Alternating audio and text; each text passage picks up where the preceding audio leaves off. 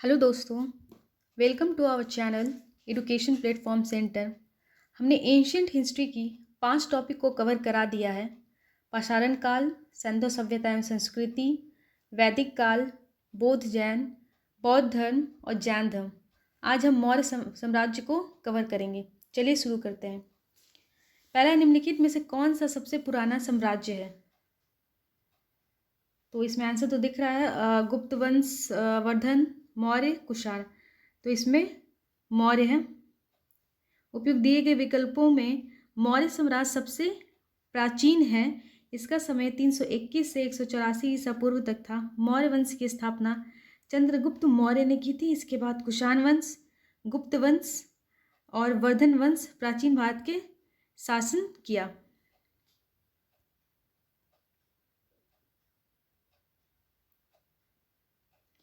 जिसके ग्रंथ में चंद्रगुप्त मौर्य का विशिष्ट रूप से वर्णन हुआ है वह है भास, शूद्रक, विशाखदत्त और अश्वघोष। तो ये बीपीएससी का क्वेश्चन है, 2003 में आया हुआ। तो ये विशाखदत्त है।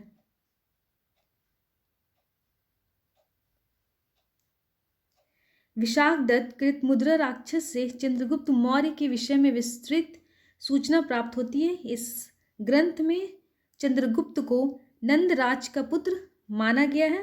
मुद्रा राक्षस में चंद्रगुप्त को विशल और कुलहीन भी कहा गया है।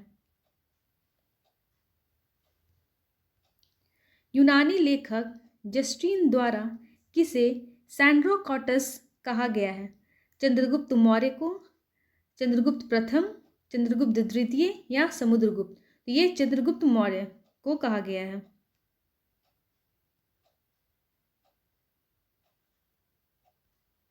सैंड्रोकॉटस से चंद्रगुप्त मौर्य की पहचान किससे की?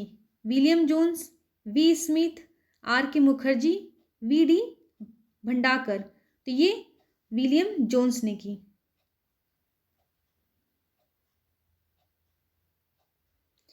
निम्नलिखित में से किसने सैंड्रोकॉटस, चंद्रगुप्त मौर्य और सिकंदर महान की भेंट का उल्लेख किया है? प्लिनी, जस्टिन, स्ट्रैबो और मेगास्थनीज? तो ये जस्टिन ने किया है।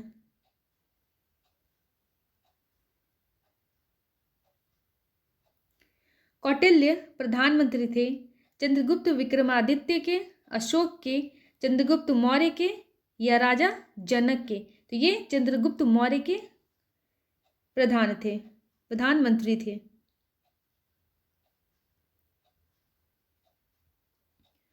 चाणक्य अपने बचपन में किस नाम से जाने जाते थे? अजय, चाणक्य, विष्णुगुप्त या देवगुप्त? तो वो विष्णुगुप्त के नाम से जाने जाते थे।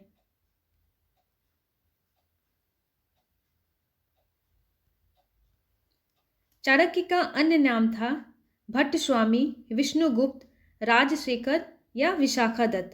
तो ये विष्णुगुप्त के नाम से जाने जाते थे।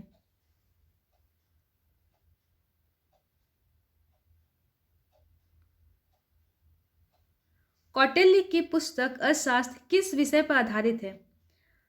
आर्थिक संबंध, शासनकाल के सिद्धांत और अभ्यास, विदेश नीति, धन संचय या उपयुक्त में से कोई नहीं? तो ये उपयुक्त में से कोई नहीं है।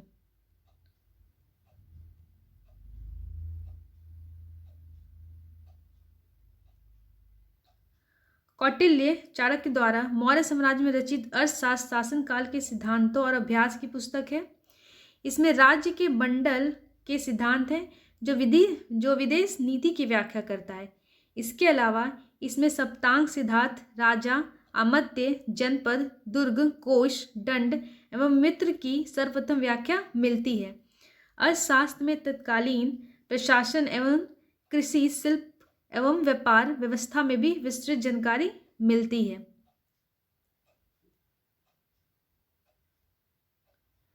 कौटिल्य का अर्थशास्त्र है एक चंद्रगुप्त मौर्य के संबंध में नाटक, आत्मकथा, चंद्रगुप्त मौर्य का इतिहास या शासन के सिद्धांतों का उल्लेख? तो ये शासन के सिद्धांतों का उल्लेख है।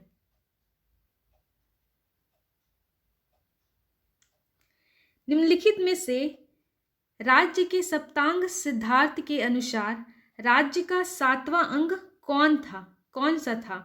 जनपद, दुर्ग, मित्र या कोश? तो वो मित्र था।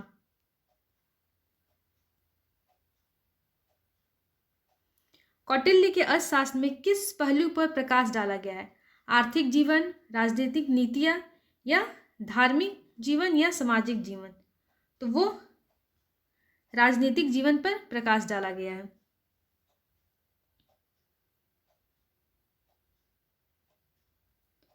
निम्नांकित में से किसकी तुलना मैकियावेली के प्रिंस से की जा सकती है? कालिदास का मालविकाग्निमित्रम, कौटिल्य का अर्थशास्त्र, वात्स्यायन का कामसूत्र या तिरुवल्लुवर का तिरुकुल्लर? तो ये कौटिल्य का अर्थशास्त्र।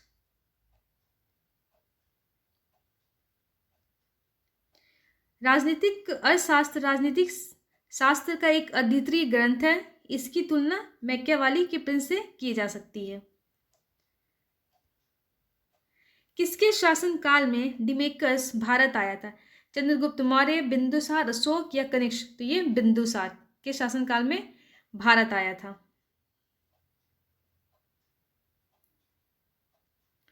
पाटलिपुत्र में स्थित चंद्रगुप्त का महल मुख्यतः बना ईंटों का, पत्थर का, लकड़ी का या मिट्टी का? तो ये लकड़ी का बना था।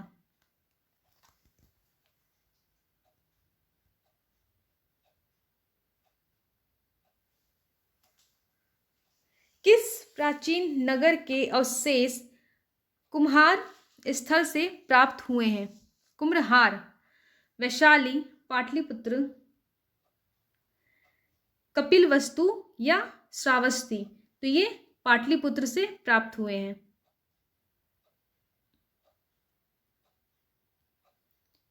बुलंदी बाग प्राचीन स्थान था। कपिलवस्तु का, पाटलिपुत्र का, श्रावस्ती का या वाराणसी का? तो ये पाटलिपुत्र का था।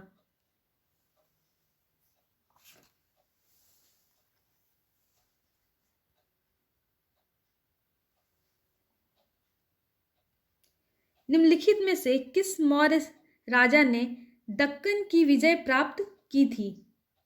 अशोक ने, चंद्रगुप्त ने, बिंदुसार ने या कुषाण ने? तो ये चंद्रगुप्त ने की थी।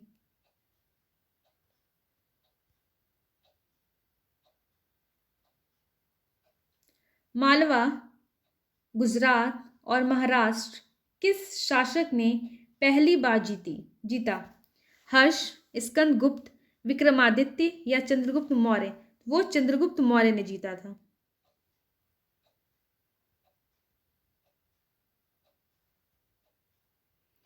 अभिलेख जिससे यह प्रमाणित होता है कि चंद्रगुप्त का प्रभाव पश्चिम भारत पर था।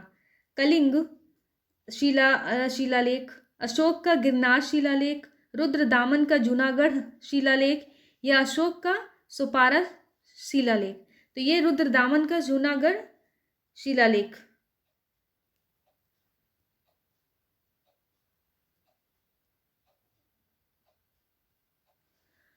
गुजरात चंद्रगुप्त मौर्य के साम्राज्य में सम्मिलित था।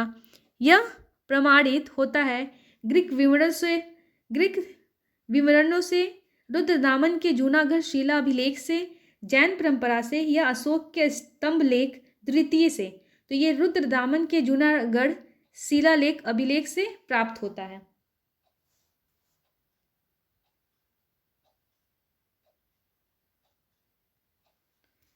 सेल्यूकस, जिनको अलेक्जेंडर द्वारा सिंध एवं अफगानिस्तान का प्रशासक नियुक्त किया गया था, को किस भारतीय राजा ने हराया था? समुद्रगुप्त, अशोक, बिंदुसार या चंद्रगुप्त? तो वो चंद्रगुप्त को हराया गया था। चंद्रगुप्त मौर्य ने सेल्यूकस को किस वर्ष में पराजित किया था? 317 ईसा पूर्व, 315 ईसा पूर्व, 305 ईसा पूर्व या 300 ईसा पूर्व? तो वो 305 ईसा पूर्व में पराजित किया था।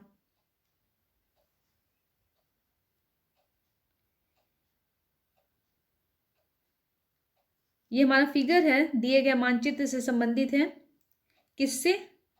कनिष्क से उसकी मृत्यु के समय, समुद्रगुप्त से उसके दक्षिण भारत अभियान के उपरांत, अशोक से उसके शासनकाल के अंतिम समय में, या हर्ष के राज्यारोहण के अवसर पर थानेश्वर के साम्राज्य से। तो ये अशोक से है, उसके शासनकाल के अंतिम समय में। जैसा कि हम देख सकते हैं, मानचित्र अशोक के साम्राज्य को दर्शाता है। अशोक के शिलालेखों तथा स्तंभ लेखों से अशोक के साम्राज्य की सही जानकारी प्राप्त होती है। असम और सुदूर दक्षिण को छोड़कर संपूर्ण भारतवर्ष में अशोक के साम्राज्य के अंतर्गत आते हैं। किसने सहिष्णुता, उदारता और करुणा के त्रिविध आधार पर राजधर्म की स्थापना की? अशोक, अकबर, रणजीत सिंह या शिवाजी? तो वो अशोक के करुणा के त्रिविध आधार पर राजधर्म की स्थापना की गई।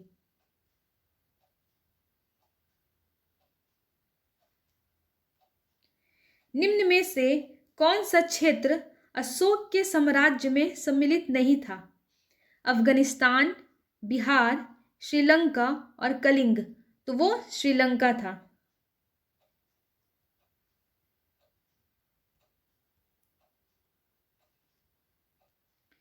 अशोक के निम्नलिखित अभिलेखों में से किसमें दक्षिण भारतीय राज्यों का उल्लेख हुआ है? तृतीय मुख्य शिलालेख, द्वितीय मुख्य शिलालेख, नवा मुख्य शिलालेख या प्रथम स्तंभ शिलालेख?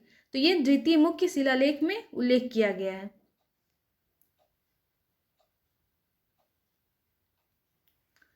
भारत का प्रथम अस्पताल एवं औषधि बाग निर्माण करवाया था अशोक ने, चंद्रगुप्त मौर्य ने, भगवान महावीर ने, तो दंतवर्णी ने? तो अभी तक हम लोग सिर्फ अशोक ही पढ़ रहे हैं, तो ये अशोक ने करवाया था।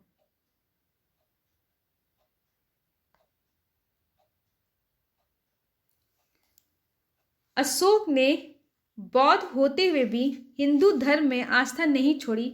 इसका प्रमाण है तीर्थ यात्रा, मोक्ष में विश्वास, देवनाम प्रिय की उपाधि या पशु चिकित्सालय खोले? तो ये देख सकते हैं, देवनाम प्रिय की उपाधि थी।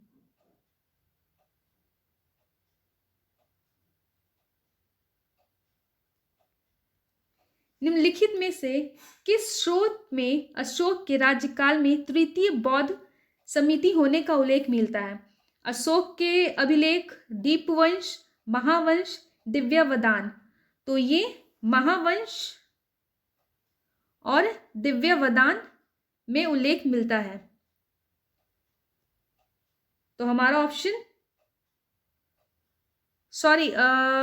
ये दीपवंश और महावंश में मिलता है। सिहनी अनुश्रुतियों दीपवंश और महावंश के अनुसार अशोक के राज्यकाल में पाटलिपुत्र में बौद्ध धर्म का तृतीय संहति हुई थी। इसकी अध्यक्षता में मोगलीपुत्र तिश्र नामक प्रसिद्ध बौद्ध भिक्षु ने की थी। अशोक के शासनकाल में बौद्ध सभा किस नगर में आयोजित की गई थी? मगध, पाटलिपुत्र, समस्तीपुर या राजगिरी? तो ये पाटलिपुत्र में आयोजित की गई थी।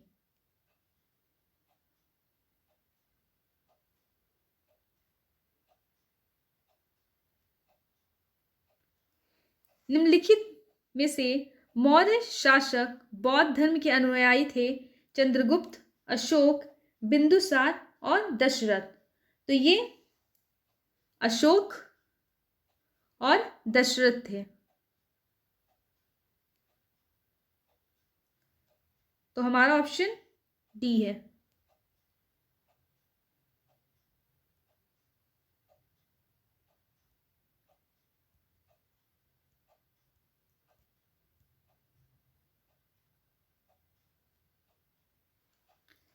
रजूक थे चोल राज्य में व्यापारी, मौर्य शासन में अधिकारी, गुप्त साम्राज्य में सामंत वर्ग या शक सेना में अधिकारी? तो ये मौर्य शासन में अधिकारी थे।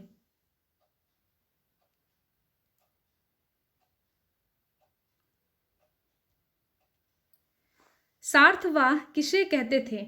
दलालों को, व्यापारियों के काफिले को, महाजनों को या तीर्थ यात्रियों को? तो ये व्यापारियों के काफिले को कहते थे।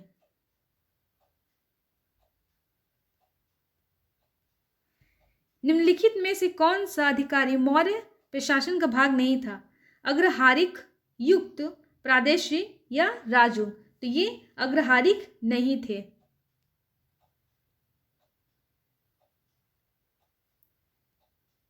और बाकी जो है युग जो थे ये जिले के अधिकारी होते थे जो राजस्व वसूली करते थे। राजुक जो थे ये पहले केवल राजस्व विभाग का ही एक कार्य हुआ करता था, किंतु बाद में उन्हें न्यायिक अधिकार भी प्रदान किया गया। प्रादेशिक जो है यह मंडल का प्रधान अधिकारी था। यह वर्तमान में सभांगीय आयुक्त की तरह है। इसे न्याय का भी कार्य करना पड़ता था।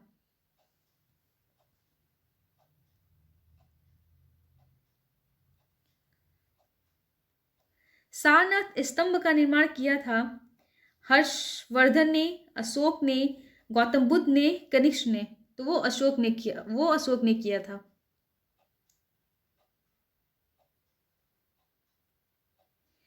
निम्नलिखित में से किसे सर्वप्रथम स्तूप मानते थे? अमरावती को, भरहूत को, सांची को या सारनाथ को? तो इसे स्तूप सांची को सर्वश्रेष्ठ स्तूप मानते थे।